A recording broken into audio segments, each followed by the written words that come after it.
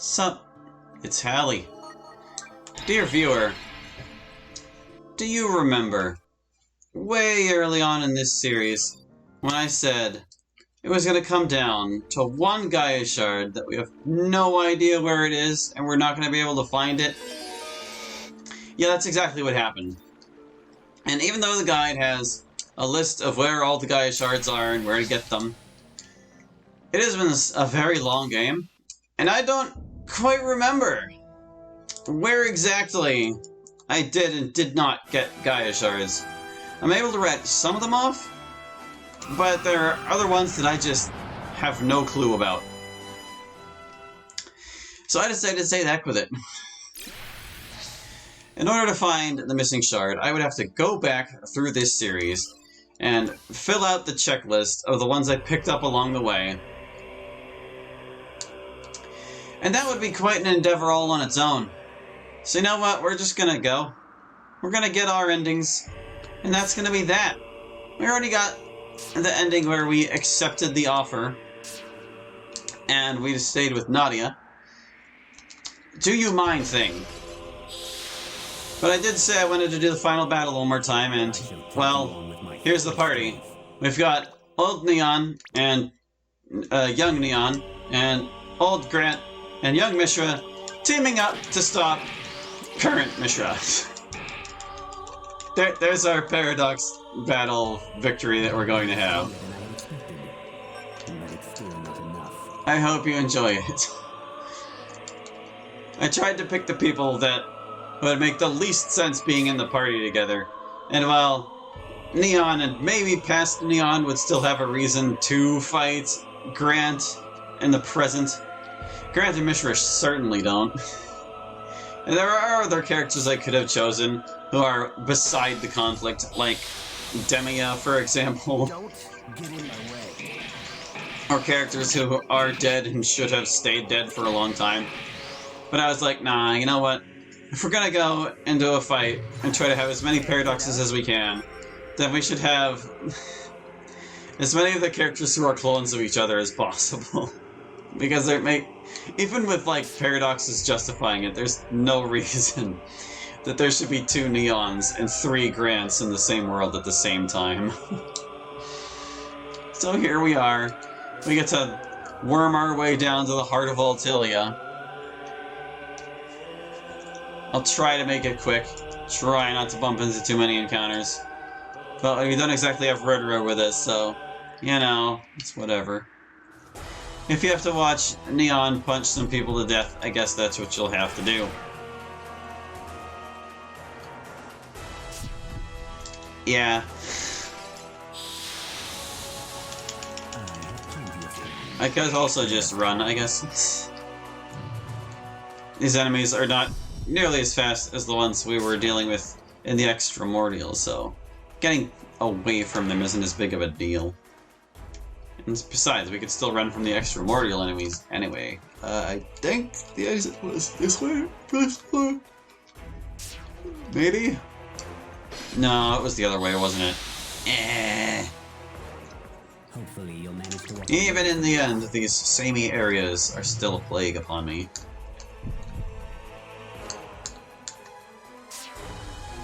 Yikes, he was really close to his limit, wasn't he? So I guess now's as good a time as any for, like, my closing thoughts on the game. It definitely has a lot going for it. There are a few things that could be implemented better, but really not that many.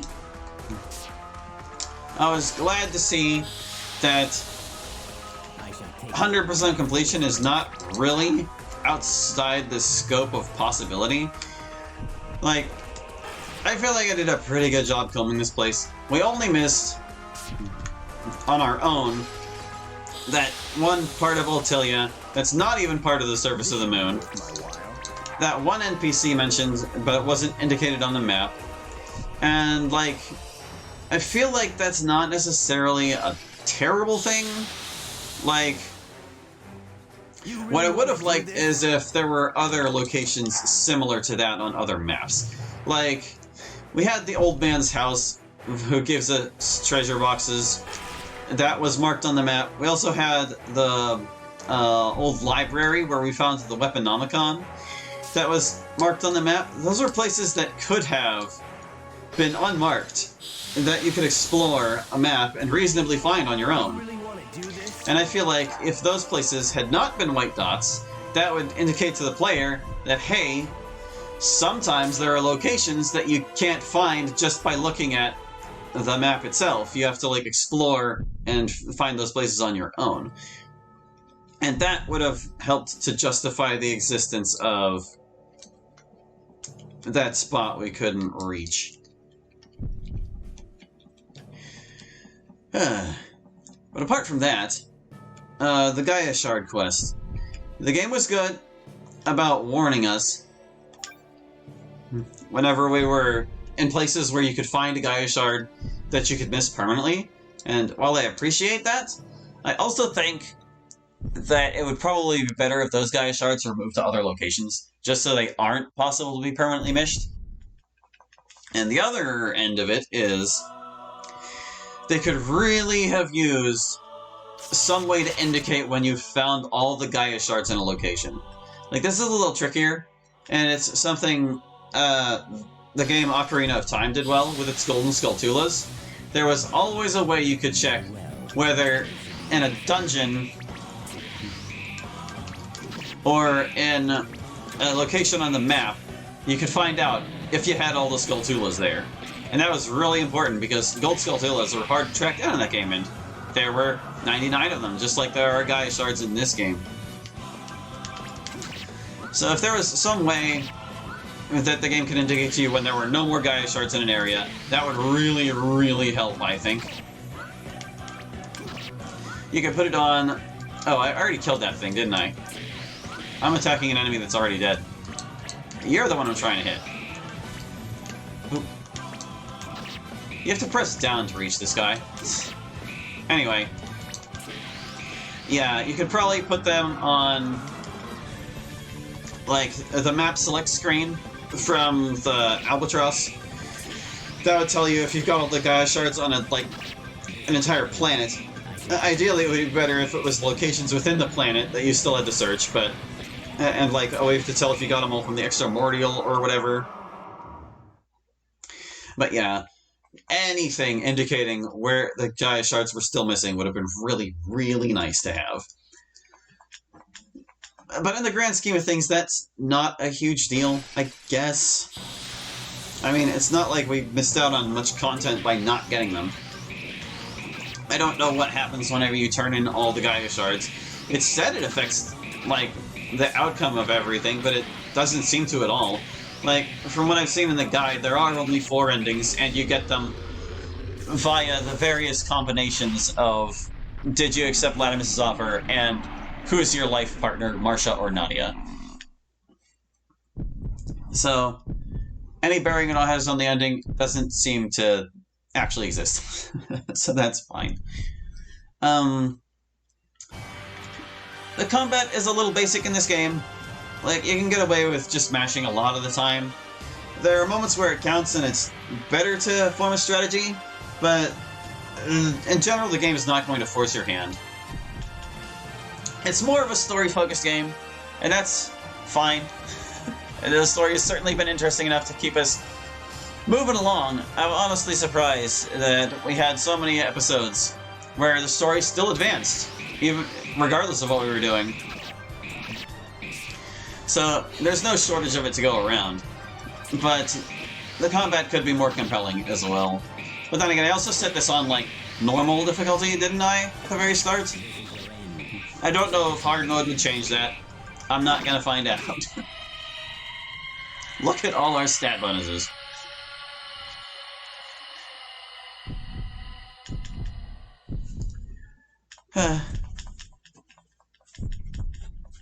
But yeah, in general, the game comes together really well, I think. The story is presented well. There were almost no typos, which is astonishing because of how many languages this game is in. Didn't really notice too many bugs or glitches. None come to me at the top of my head. It's like, I guess there was that Gaia Shard that I tried to pick up and the graphic didn't play. Apparently it still counted because, like I said, that wasn't the shard we were missing. I really had my fingers crossed that it was, for reasons that feel pretty obvious, but...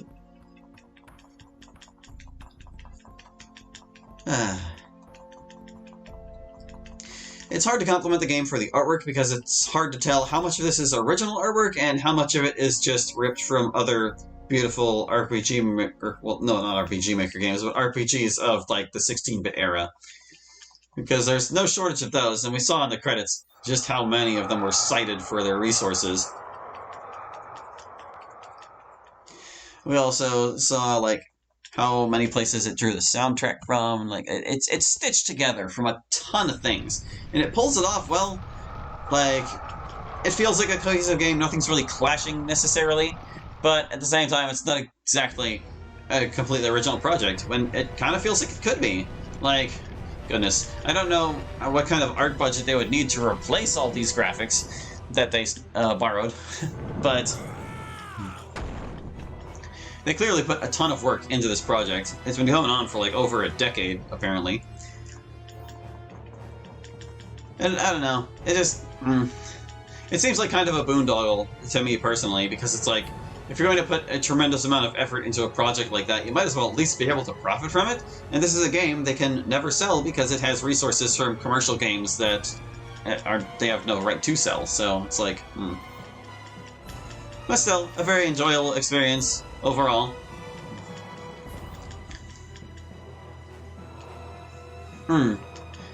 Some things that did bother me about, like, the strategizing in battles in this game is that you don't really have everything at your disposal. Like, as far as I can tell, maybe I wasn't paying close enough attention to the extra characters, but nobody has an attack that deals light damage. Nobody. I never really tested enough to confirm if equipping Elemental Atlas gives your weapon an element. Maybe it does, maybe it doesn't.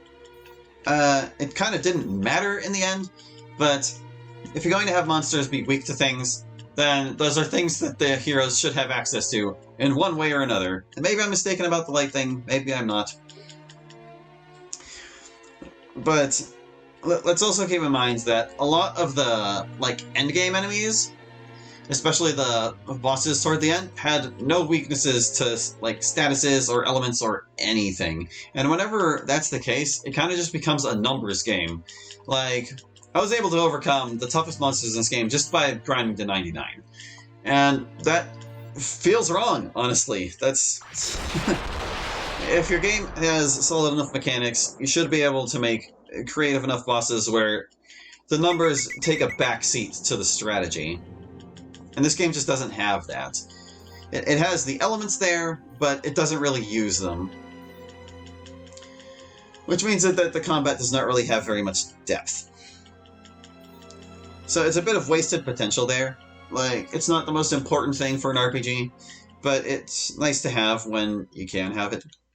And again, I don't know if hard mode adjusts this in any way. But based on what I experienced going through the game normally, that was the impression I walked away with. That strategy really doesn't matter as long as you can hit things hard enough.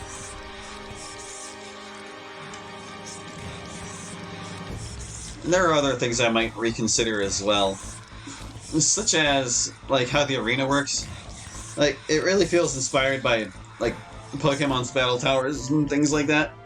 Where you have to work really hard to get this, minuscule reward that it, like, isn't really that great. I mean, I guess the Epic Guard is a pretty powerful piece of equipment since it can give, like, all the bonuses to whoever's wearing it and anyone can wear it.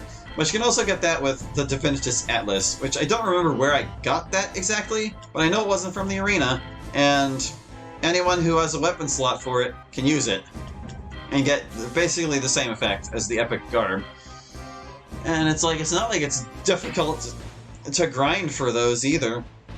I mean, you would have to kill the penguins 10 times to buy another Epic Garb, and that's just wasting the player's time, really. It's a single-player RPG with no online components. There's no real reason to make something that stubborn.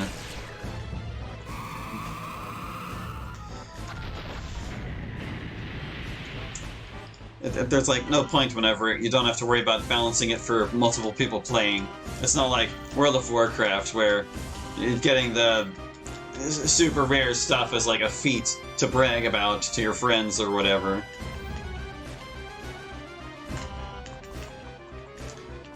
But again, that's another minor thing. That doesn't really matter too much.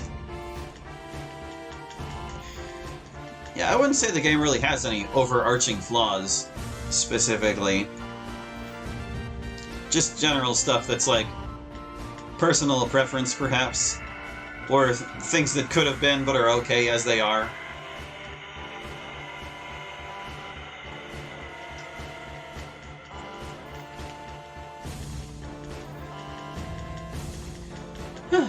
I think that about sums it up for me, honestly.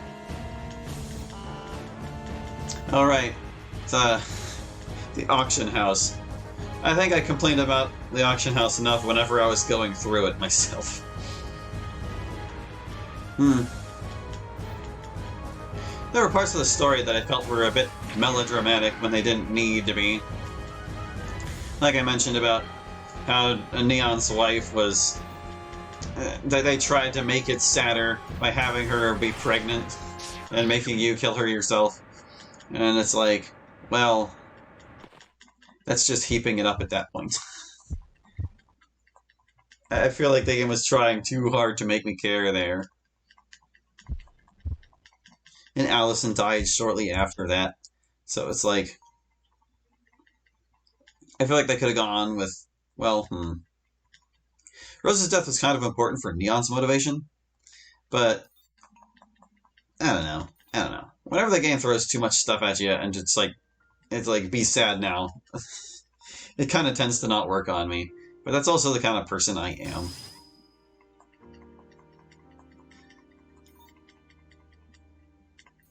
A lot of characters tried to kill themselves in this. Some succeeded, some did not. But it's stuff like that. It's like, oh, come on. Do you really feel like you have to jump off a mountain to make amends for what you've done? Looking at you, Ridra. While all these friends we have felled are giving us their final thoughts. And that was another thing. How many of these conflicts could have been avoided by Seth just, like, explaining better? Stuff like that bugs me. Like, I feel like the fight with Meister was completely unnecessary. At least with, like, Valiant or Horus, there were reasons for them to be opposed to each other, but even then, not so much. You'd think... I feel like Horus and Seth were much closer than Valiant were and Seth were, so Valiant turning on him makes a little more sense. They were at odds at the start of the game, they became at odds again later in the middle. But Horus was like Seth's trainer, and you'd think he would put more stock in what Seth has to say. Especially after someone like, what's his face? The guy who talked like these!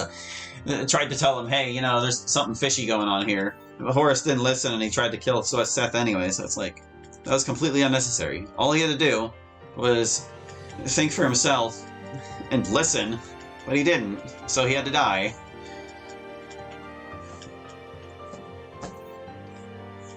And I wouldn't really call these plot holes. It's not like they don't make sense, it's like they just don't make quite enough sense for my tastes. Feels a little forced. Just a little.